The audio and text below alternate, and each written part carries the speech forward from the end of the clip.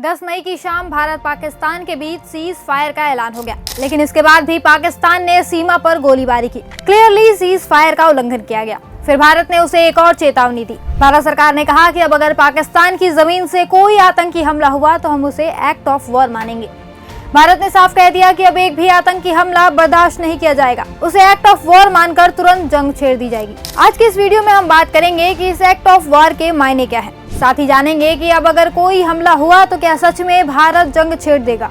सबसे पहले जान लीजिए इसे लेकर भारत सरकार ने क्या कुछ कहा है। जब 10 मई को भारत और पाकिस्तान के बीच सीज फायर का ऐलान हुआ तो उसी समय मीडिया में एक और खबर चली। मीडिया रिपोर्ट्स में भारत सरकार के हाई लेवल सोर्सेज के हवाले से कहा गया कि सरकार ने ये फैसला किया है कि अब अगर देश में कोई भी आतंकी हमला हुआ तो उसे एक्ट ऑफ वॉर यानी भारत के खिलाफ युद्ध की कार्रवाई माना जाएगा। बताया गया कि पीएम आवास में एक हाई लेवल की बैठक के बाद ये फैसला लिया गया है। अब आते हैं सबसे मेन मुद्दे पर। एक्ट ऑफ वॉर है क्या? अगर कोई देश किसी दूसरे देश के खिलाफ हमलावर कदम उठाता है, जैसे कि सैनिक हमला, ड्रोन या मिसाइल से हमला, हवाई घुसपैठ, साइबर अटैक या नौसेना से घेराबंदी, तो ये एक्ट ऑफ वॉर कहलाता है।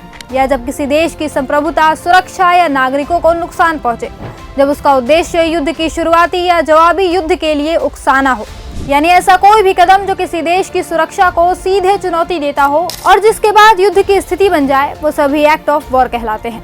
अब सवाल उठता है कि क्या भारत सच में पाकिस्तान के खिलाफ जंग छेड़ सकता है अगर वो आतंकी हमला करे तो जवाब हाँ है। भारत सरकार की इस नई युद्ध पॉलिसी के तहत अगर भारत में हुए किसी भी आतंकी हमले या घटना में पाकिस्तान का जरा भी हाथ हुआ तो मिलिट्री एक्शन लिया जाएगा। हालांकि भारत सीधे जंग नहीं छेड़ेगा, लेकिन अगर लड़ाई बढ़ी तो बात जंग तक पहुंच सकती है। न्यू इंडियन एक्सप्रेस ने सरकारी सूत्रों के हवाले से रिपोर्ट किया है कि एक्ट ऑफ वॉर हुआ तो भारत वैसा ही जवाब देगा। पाकिस्तान को बचाने के लिए कोई भी तीसरी ताकत नहीं आएगी। यहाँ तो अंतर्राष्ट्रीय कानून भी भारत का ही साथ देगा।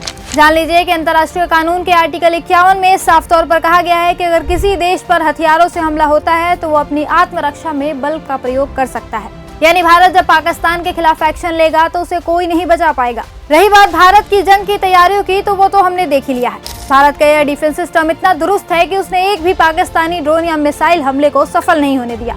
वहीं हमने जितने भी इधर से हमले किए वो सभी सटीक निशाने पर लगे, मतलब हमारे हथियार एकदम सटीक है। दूसरी तरफ हमारी सेना भी जंग के लिए पूरी तरह से तैयार है। इसका सबूत है भारत के डीजीएमओ का बयान। 12 मई को भारत के director general of military operation यानी डीजीएमओ ने प्रेस कॉन्फ्रेंस में कहा कि हम जंग के लिए तैयार हैं। हमारे एयर डिफेंस सिस्टम को भेदना नामुमकिन है। जंग के लिए 3 ही चीजें जरूरी होती हैं: सेना और हथियारों की तैयारी और देश की आर्थिक मजबूती। और भारत इन सभी मोर्चों पर मजबूत है। यही कारण है कि भारत ने जब पाकिस्तान के खिलाफ कार्रवाई तेज की तो उसे सीज फायर के लिए गिड़गिड़ाना पड़ गया, क्योंकि वो जानता था कि युद्ध हुआ तो उसकी हार तय है। इसी के साथ हम आपसे विदा लेते हैं। देखते रहिए न्यूज़ कैप्सूल।